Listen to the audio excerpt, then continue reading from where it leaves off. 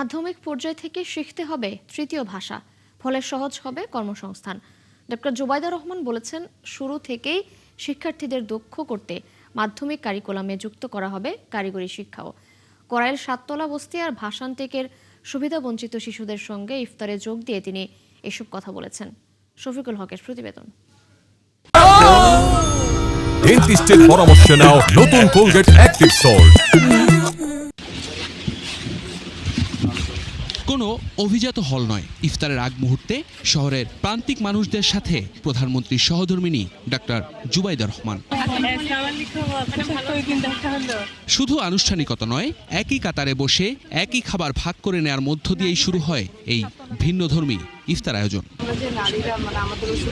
করাইল সাততলা বস্তি ও ভাষানটেকের সুবিধাবঞ্চিত শিশুদের সাথে ইফতার মাহফিলের এই আয়োজক জিয়াউর রহমান ফাউন্ডেশন। টেবিলে টেবিলে ছিল হাসি, ছিল কৌতূহল, আর ছিল এক টুকরো আশ্বাস।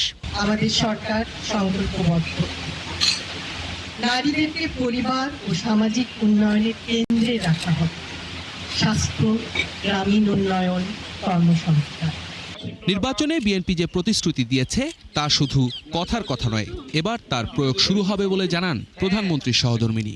মাধ্যমিক পর্যায় থেকে তৃতীয় ভাষা তোমাদের জন্য প্রয়োগ করা হবে এবং সেক্ষেত্রে তোমরা বিদেশে, দেশে সব জায়গায় কর্মসংস্থানে অগ্রাধিকার পাবে।